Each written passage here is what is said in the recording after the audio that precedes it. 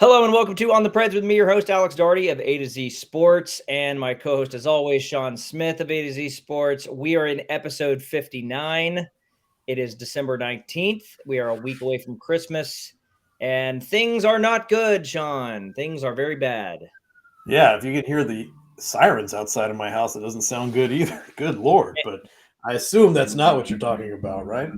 No, we are talking about the Nashville Predators, of course, and that major issue right there, which we're going to talk about today, and some other things. The Predators are 12-13-4, which puts them sixth in the Central Division.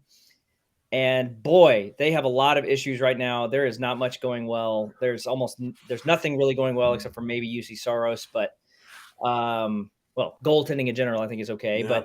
But Sean, since we last spoke, we last recorded during the St. Louis Blues game that the Predators eventually lost. Yeah. Which would become a theme because the Predators lost 4 in a row. They are now at 6 losses in a row. It's really bad, right? It's not good. Well, it's bad. Like anytime you lose 4 games in a row, it's bad. I mean, a loss here and there is fine, but you talk about streaks. You celebrate a winning streak. If you're going to celebrate a winning streak, you gotta have to mourn a losing streak. And I think that's the reality right now. Is you got a lot of losses piling up, and it was coming from a time where the Predators looked like they were surging again. Their record wasn't bad, and now it's gone back to sub 500 by a long shot. And that's not anything to be happy about. If you're looking at this team from the offseason, I think, and saying, here's where the team has improved. This team is better now because, and you're going to point to different acquisitions and trades and things that, weak spots that were taken out of the lineup, strong players were added back into the lineup. And now you're in 6th place, 12-13-4. I try not to panic at the beginning of the season. And I think I try to urge everyone to, hey, give it time, let things work out. We'll look at things around the quarter pole, and we're well now into the first third of the season is over. And I think this is not a good sign. I think things are trending downward. As you can see above your head there, stocks are down, Alex. Stocks are down. Offensive stocks are down, way down.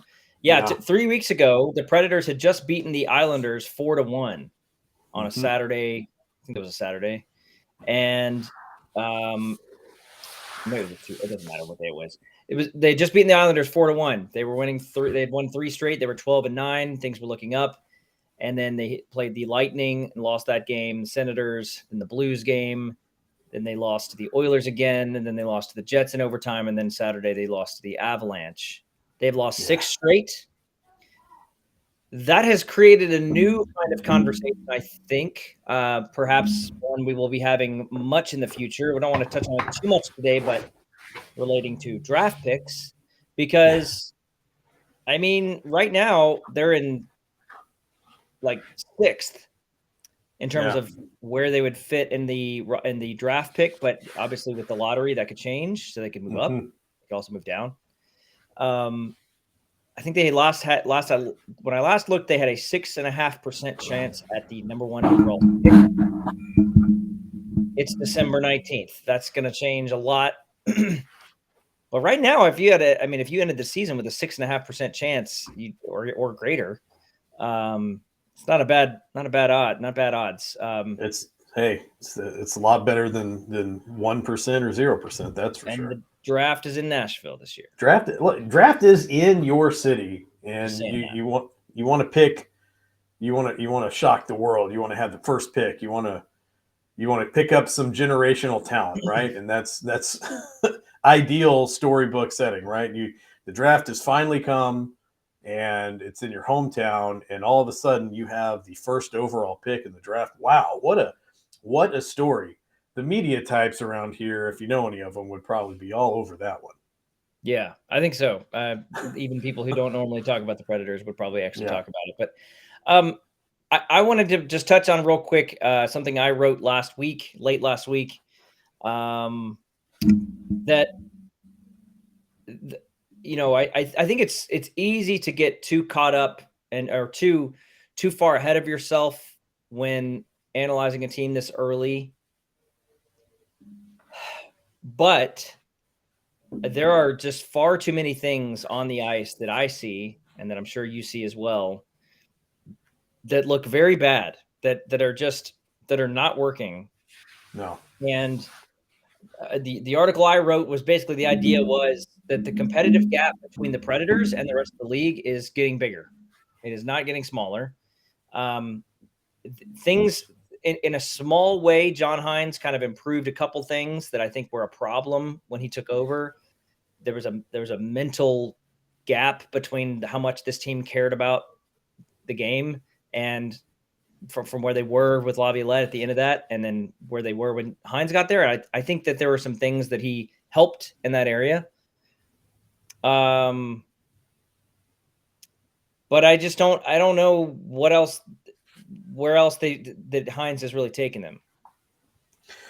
You I don't know, know what else he's really done that they can show improvement. I mean, I don't know that John Hines is going to get fired. no. I don't have any real feeling on that. I kind of think no. I think he won't this year. But man, like they have not been this bad of an offensive team in a very long time. I tweeted out that since I started covering the team in 2014, this is the worst offense they've ever had, and then it's basically like the fourth or fifth worst offense they've ever had, and that includes some really bad teams. So it's just offensively they cannot score goals, and their special teams are the worst they've ever been, and defensively they're not great either. So it's like there is nothing happening on the ice that should give anyone encouragement. No, and one of the things I think a lot of people want to point to the ever changing lines, and they want to say, well, they can't make anything happen because these lines are being changed constantly, and they can't get any chemistry, and they can't do this, and they can't do that. And I think I don't know that the lines are the root of the problem. I think the lines are, basically what you're seeing as a way of trying to fix the problem, trying to find something that works. They're trying to find a group that can get together on the ice and make things happen. We've seen a lot of different combinations, and I don't think it's the problem that people think it is. I think people say, oh, the problem is they're not together enough and they get switched every night. They never know who they're playing with. But at the end of the day, these are professional hockey players. They know what to do in their positions, and you've got to find some kind of group you can put out there together, 3 forwards at a time, that can make things happen and get things done. So as much as people want to blame the line blender, I don't think that's the cause of the problem as much as that is the result of the problem. I have to disagree. I think the problem is I do think it's a big issue. I mean, I don't think it's the only issue. I think there's some individual players who are not playing well, but I just think like when they go out and don't really have a good sense of, I mean, if you break down like specific instances, it's a little tricky because everything's different and there's no two plays are the same. But take, for example, like when Duchesne is going through this, actually, let's take Johansson, for example, because I think Johansson's the one that's been changing a lot. And he just recently got put up on the top line with Forsberg and Duchesne recently after having been with Parsonen and Jeannot. Niederreiter? And he's been Niederreiter. Yeah. Johansson's been like the kind of case of like, he's played with almost everybody, right? He's played with Niederreiter, Trenin, Jeannot, Parsonen, Forsberg, Duchesne. So when Johansson's going up the ice, if he has the puck, and he has to know whether or not his line mates are going to gain the zone with speed when he has the puck. If he knows that, and he knows that he can get the puck over the line and then give them a pass that gets them into the zone quickly, if he knows that, there's a little bit of an advantage. If he doesn't know whether they're going to do it, if he doesn't know maybe if they're going to gain the zone but then drop back for a pass, or if they're going to gain the zone but try to just crash the net after he takes the puck in, it's a little bit of a disadvantage because he doesn't know necessarily. Now, I think Johansson's smart enough to overcome, like, he can kind of read the play a little bit quicker than most. But, if he's used to a guy like Tanner Jeannot, who's not the fastest, he's not slow, but he's not the fastest on one side, and then change that up, and now he's got Matt Duchesne there, totally different player. That's a little different. Same thing with Parsonen and Forsberg, maybe, or Trennan and Granlund or whoever it else is. Like there's a lot of different styles of attacking the zone because we're talking about offense. That's the problem. There's a lot of different styles of attacking the zone if you have the puck that take a while to get adjusted to. And you know, he seems like he has chemistry with Niederreiter, but you know, it hasn't really panned out that way. So, well, I think, I mean, I see where you're coming from. I certainly do. And I'm not saying that there is no problem at all, you know, with it, but I certainly don't think it plays as big of a factor as people think it does. And really, at the end of the day, these are professional athletes. They know the other guys on their team. And it's one thing to say, like, I play with Nino Niederreiter every night. I know that when Niederreiter's on the ice with me, I can do this versus just taking a second and consciously saying, okay, I've got Juuso Parssinen with me and he's a little bit different. Or I've got Tanner Jeannot and I can count on him to do this. You know, these guys are making decisions in, you know, tenths of a second out there based on all of the information available to them on the ice. And I mean, it's fast-paced decision making and it's on display at its best. And I mean, it's going to be different if you're used to playing with someone and you know their tendencies. It's definitely a comfort. But I think when you see those lines blend, it is a move to try to find, okay, so we've got to get some offense somewhere. We've got to get some chemistry. Something's got to spark because everything else ain't working. Yeah, I think it would be unfair to say that, you know, that John Hines is not trying, right? I mean, like I think right. It's like you're kind of damned if you do, damned if you don't. Like, I mean, Yeah. if he does lines, if they're not scoring, if they're not creating offense, not scoring goals, and you don't change the lines, Yeah. then what do you do? I think he's got to try it, but like I think, you know, moving them in pairs might make more sense rather than moving just individuals around. I don't know. I was just looking it up, so I was trying to find out. All right, so Ryan Johansson has played. He's played 89 minutes with Matt Duchene, 63 minutes with Cole Smith, 62 minutes with Philip Forsberg, 47 minutes with someone named Ellie Tolvanen. Oh, no, that guy. Who's that? 31 minutes with Colton Sissons, 25 minutes with Zach Sant. Is this right? Yeah, I guess this is right. He's played a lot of different minutes with a lot of different players. He's played some with Jankowski, Trennan. He's got a lot of line mates. No, not only some of these he's only played a little bit with. He only played 48 seconds with Juuso Parssinen. I thought it was more than that. Anyways, so I think Johansson's a good test case for like a guy that has just had a lot of different line mates. Mikhail Granlund finally getting kind of demoted. That's kind of interesting too. I mean, maybe demoted is the wrong word. Just, I mean, he has not moved down. But the bigger thing is, I just feel like there's so many things wrong right now. I mean, there is just nothing going right, and you got to ask the question, like, how long does it need to go this poorly before there is like a major change? And the schedule is not very kind. I mean, like they have a lot of issues with that. I mean, but what I pointed out in my article is that, like they've only got 5 wins. 5 of their 12 wins are against very, very bad. So like they've got like 6 good wins this year. Yeah, out of 30 games. Not a lot.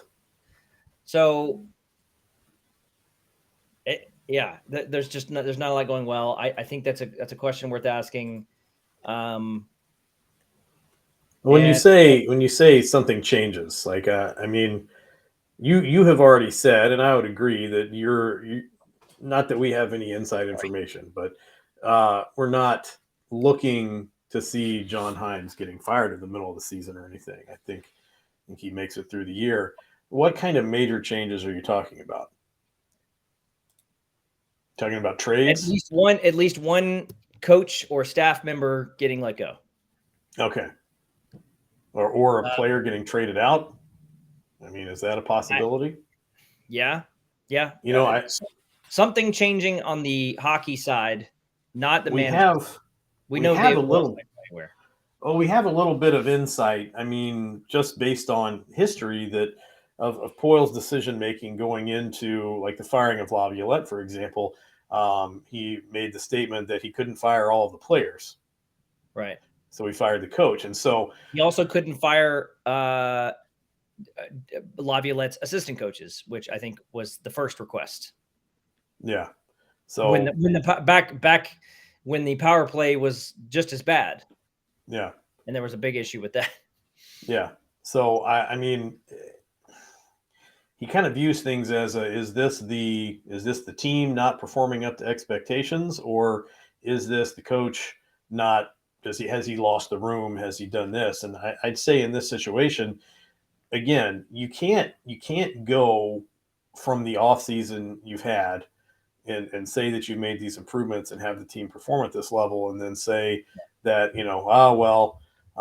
didn't get very good players, I guess. They've got good players. Their players aren't performing up to standards, I think is one of the two major acquisitions you got, Niederreiter is like leading your team in goals. Right. And that's not a good argument. Not a good argument for firing the management. Is that what you're saying? Right. No, it's not a good argument for firing the management. I mean, that's clearly job was done at that level. And also, I just, if that was going to happen, it would have happened already. Like, I mean, this is not the low point of the franchise in terms of like everything else. I mean, I would say that first round quarterfinal, that was not quarterfinal, but what they call it, qualifying round thing with Arizona. Like when you got beat like soundly by Arizona and the COVID thing. And you just had no idea where your franchise was going. You had issue. You didn't have Forsberg signed. You didn't have Roman Josi signed yet. Or you did have Roman Josi signed, but you didn't have Forsberg signed. All those issues, there was still the expansion draft coming. I think that was a bigger like prop where you were like, if you were going to get rid of a general manager, that would be the point, because they were just in a terrible state. He kind of recovered a little bit, made a couple good moves, exactly. I think we are in the cycle of who is to blame. We are on the cycle that points directly at players, coaches, maybe a little bit more towards players than coaches, but the coaches are not immune here. No. But I think, if we're looking at that and saying that this is where you can place the blame, and you're saying how bad does it have to get, or how long does it, why am I going out of frame? How long does it have to go on before there is a change? Are you looking, I mean, of course they got rid of Eli Tolvanen. I mean, I don't think that was the issue.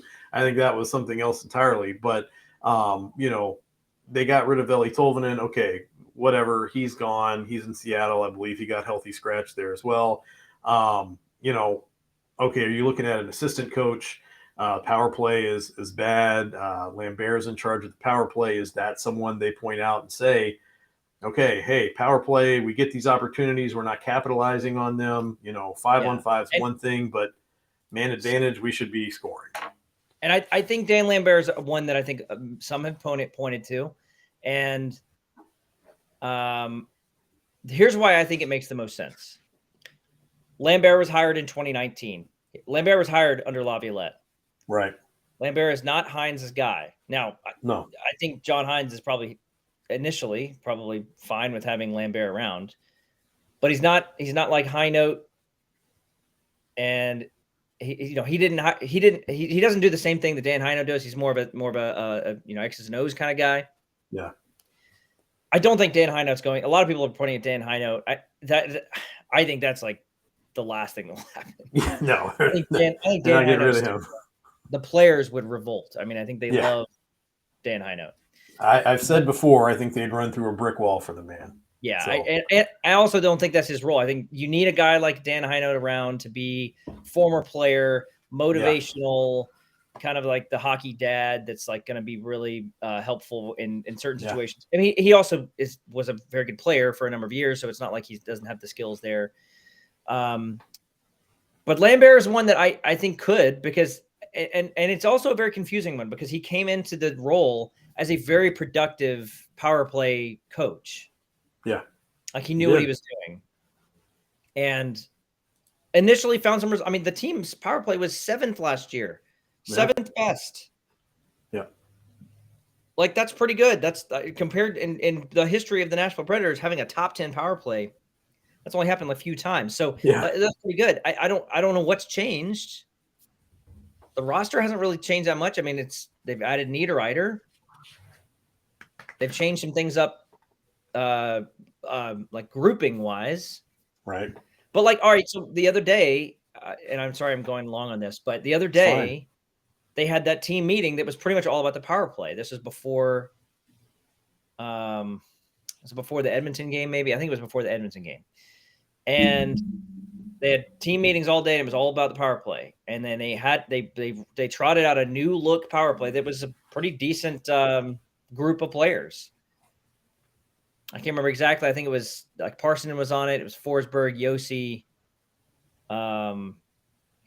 maybe Niederreiter, and then Duchesne, something like that. I think so. And they also did the thing where Yossi played the full 2 minutes. Yossi played the full 2 minutes on both. He played on both units. Yeah. They didn't score a goal. It didn't work. Nope. So, I mean, Dan Lambert is one that I would say could be a possibility. But is Hines, and since he's not Hines' guy, maybe like Hines isn't willing to stick up for him like Laviolette was with Kevin McCarthy. And right. I think it's possible that could happen.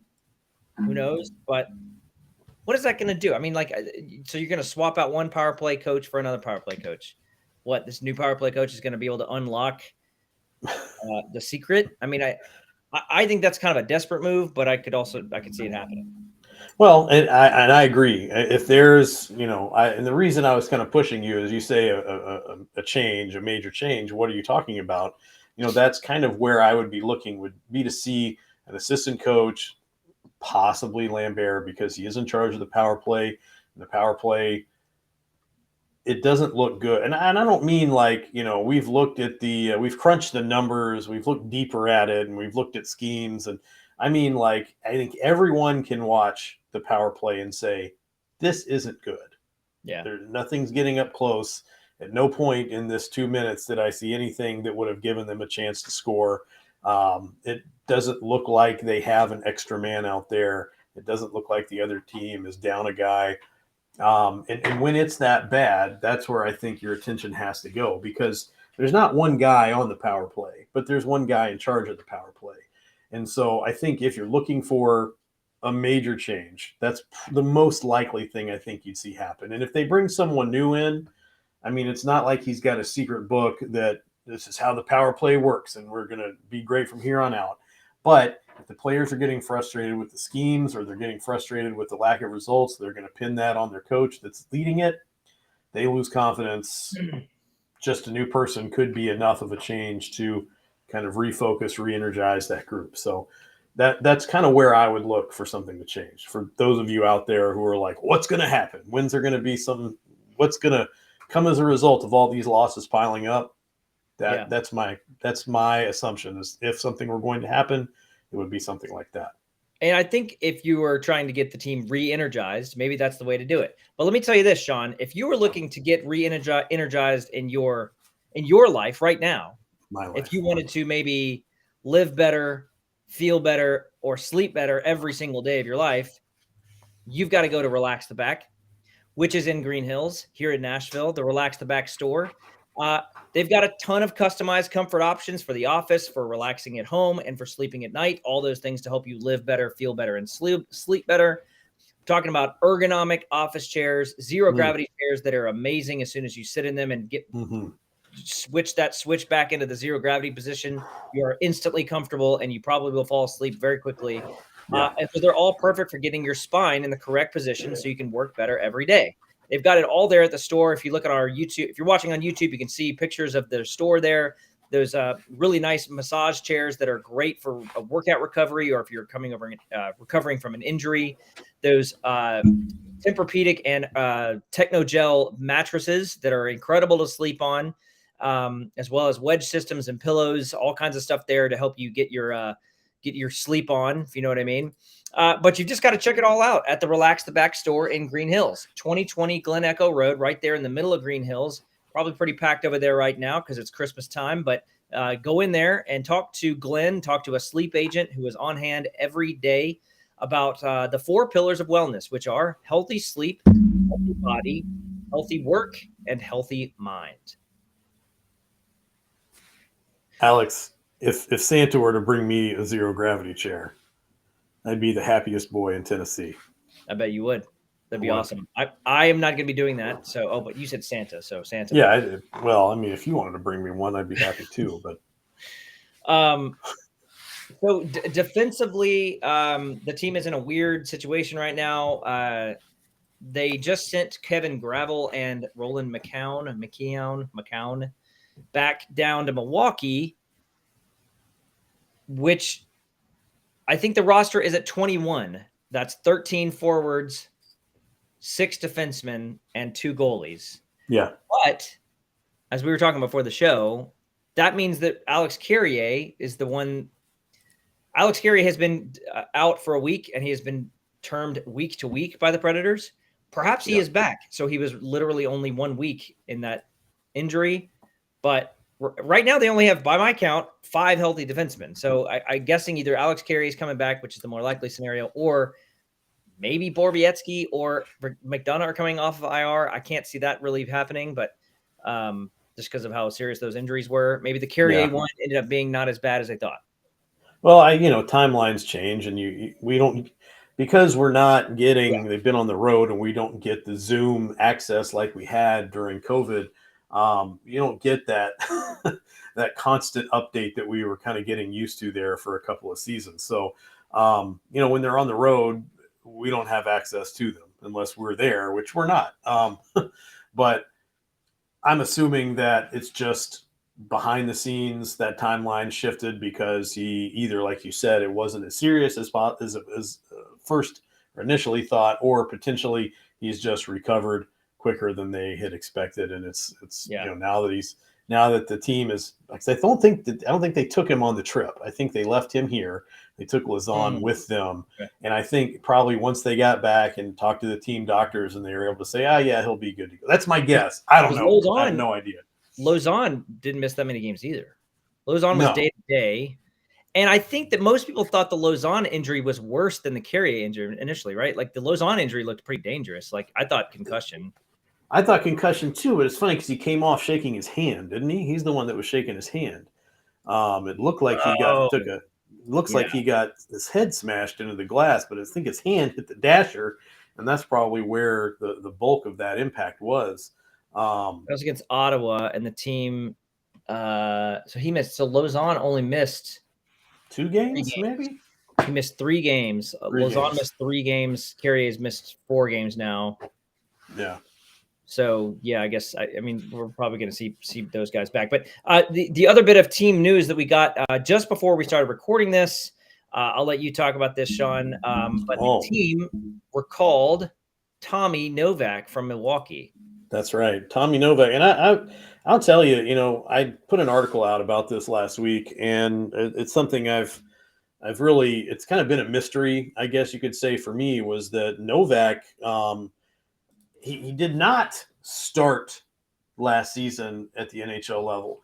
Cody Glass started at the NHL level last season, I think for 1 or 2 games, and then he was sent down to Milwaukee. They brought Tommy Novak up in his place. He played like 27 games, and if you want to look at his numbers and say, well, he only scored 1 goal and only had a few assists, I mean, that's fair. You can say that. But if you think of how that team was constructed last season, and what was being expected from the fourth line, it was not a bulk of offense. It was more about, being a good, solid, we're not going to let anything bad happen while we're on the ice. And he did very well at that. He got added to the COVID protocol, which last year was not the COVID year, but he got added to the COVID protocol after those 27 games. And upon his return from the COVID protocol, he was sent down to the AHL and played with Milwaukee. Now, what's interesting to me about that is that you also have, around the time that happens, you see Michael McCarron taking over that fourth line center spot.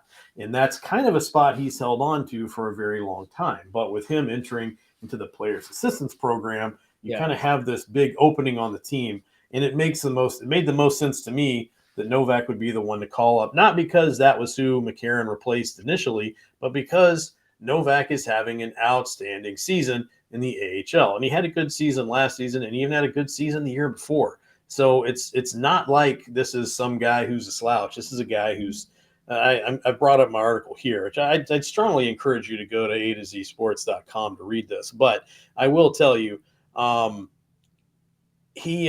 see here. Okay.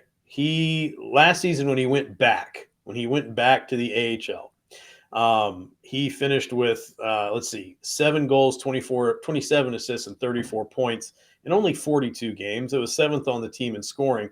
But remember, he wasn't with the team for the first part of the season because he was playing with the Preds. Right now, he is, can't find it. Well, you know what? I'll just say this. Go check out the article. Novak's having a great season. It's obviously a clown show over here on my end, but here we go. Nope, just go read the article. You'll like it. He is having a good season. I mean, leading the team, and I think the one key part of his game is that the fact that he can play center helps them now. But I think we don't know where he's going to play. I mean, I don't know. Yeah, no, there's 13 forwards. He might even be a healthy scratch. I mean, I don't. Or are they going to use him like a lineup threat? A lineup threat for players who are not playing well. Yeah, right now, Novak is leading the team in Milwaukee. He's leading the team in points with 26 points off of 11 goals, which is number 1 on the team, and 15 assists, which is tied for first on the team with Luke Evangelista. So he's already over a point per game. I mean, he's leading the team in all offensive categories. And I want to say this too. 2 minutes of penalty time. That's 1 penalty in 25 games. And for a team that is kind of having some issues with penalties, that's the kind of style of play you'd like to bring up into your lineup.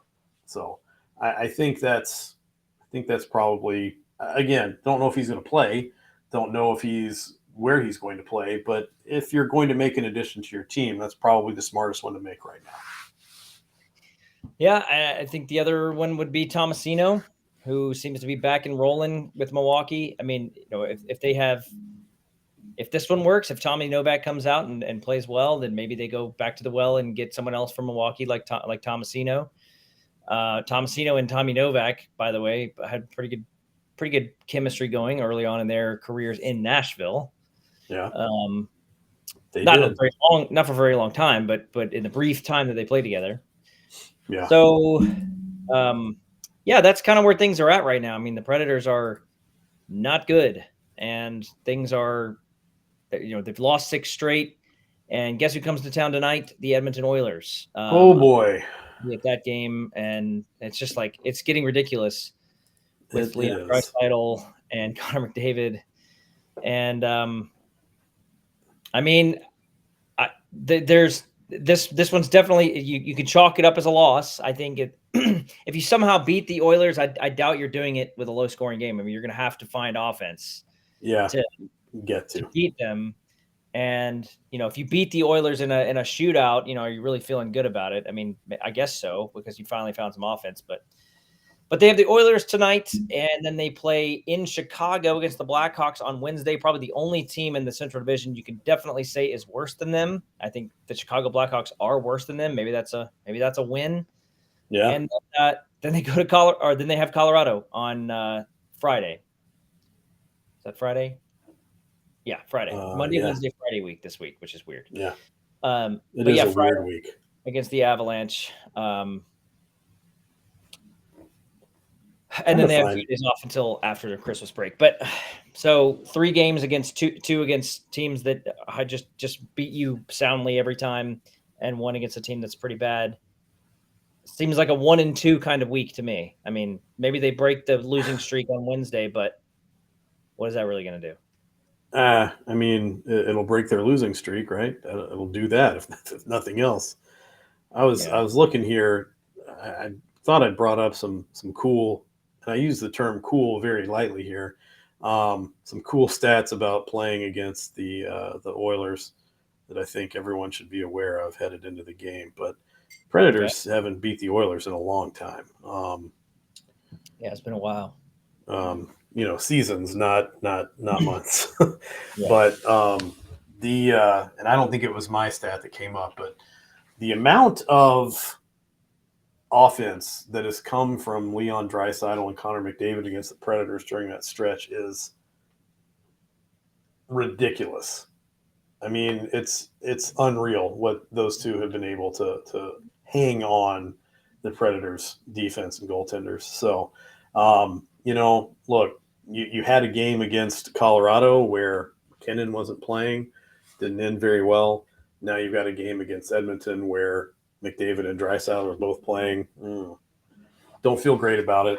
But again, like I said before, could be a blowout, but it could be a blowout either way. Sometimes we get surprised by that. You expect the worst. Yeah. McDavid and Draisaitl are going to have, 2 hat tricks, and, the defense will forget how to play defense. But then maybe it's, next thing you know, Rocco Grimaldi has 5 goals in a game or something crazy like that. Who knows? UC Soros and Kevin Lankinen starting to look. They're looking better, but it's just like there's not really a lot they can do against that team and those teams, and so we'll see. But that's pretty much going to wrap it up for us. Anything else to before we conclude? Well, I mean, are we going to record again before Christmas? We are not going to record before Christmas. We would probably record next Monday, which would be the day after Christmas. Okay, so maybe just like to wish everybody out there Merry Christmas.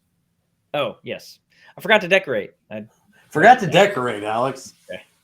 That's all right. I forgot to decorate the... Hey, let's do this, though. Let's decorate after we record and then leave the Christmas lights up for like 2 months. Okay, that's a good idea. Yes, we will probably not see everybody until after Christmas. And until then, you can check out all of our Preds coverage at A2ZSports.com. Check it out there. Until then, follow me on Twitter at AlexDarty1 and Shaun at SCSNSH. We will be back in full force next week.